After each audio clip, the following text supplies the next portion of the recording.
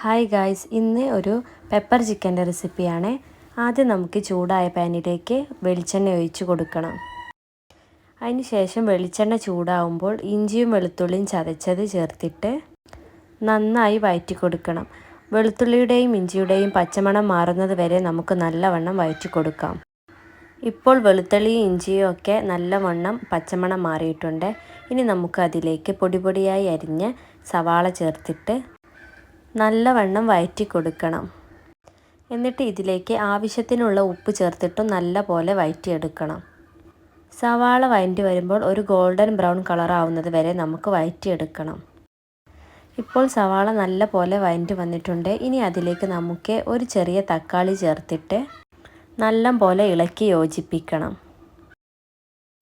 തക്കാളിയും സവാളയും ഒക്കെ നല്ല പോലെ ഇളക്കി യോജിപ്പിച്ചതിന് ശേഷം അതിലേക്ക് 1/4 സ്പൂൺ മല്ലിപ്പൊടിയും കുറച്ച് മഞ്ഞൾപ്പൊടിയും ആവശ്യത്തിനുള്ള കുരുമുളകും കുറച്ച് പെരുംജീരകം പൊടിച്ചതും ചേർത്തിട്ട് മസാലകളൊക്കെ നല്ല പോലെ വഴറ്റി വരാൻ വേണ്ടി നല്ല പോലെ ഇളക്കി യോജിപ്പിക്കണം. എന്നിട്ട് നമുക്ക് ഇത് മൂടി വെച്ചിട്ട് വേവിക്കാം. ഇപ്പോൾ നമ്മുടെ മസാല നല്ല പോലെ വെന്ത് വന്നിട്ടുണ്ട്. ഇനി അതിലേക്ക് ചിക്കൻ ചേർത്തിട്ട് നല്ല പോലെ ഇളക്കി യോജിപ്പിക്കണം.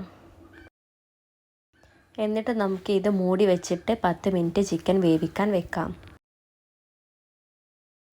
ഇപ്പോൾ നമ്മുടെ ചിക്കൻ നല്ല പോലെ തിളച്ച് വന്നിട്ടുണ്ട്.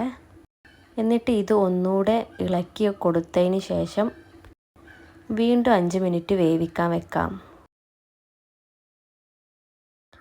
ഇപ്പോൾ ചിക്കൻ നല്ലപോലെ വെന്ത് വന്നിട്ടുണ്ട്. ഇനി നമുക്ക് ഇതിലേക്ക് ആവശ്യത്തിനുള്ള മല്ലിയിലയും കുറച്ച് കറിവേപ്പിലയും കുറച്ചുകൂടി കുരുമുളക് പൊടിയും ചേർത്തിട്ട് നല്ല പോലെ ഇളക്കി യോജിപ്പിക്കണം.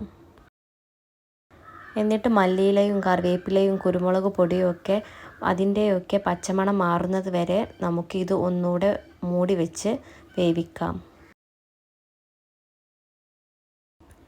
ഇപ്പോൾ നമ്മുടെ പെപ്പർ ചിക്കൻ റെഡി ആയിട്ടുണ്ട്. ഈ വീഡിയോ ഇഷ്ടപ്പെട്ടാൽ സബ്സ്ക്രൈബ് ചെയ്യാൻ മറക്കല്ലേ.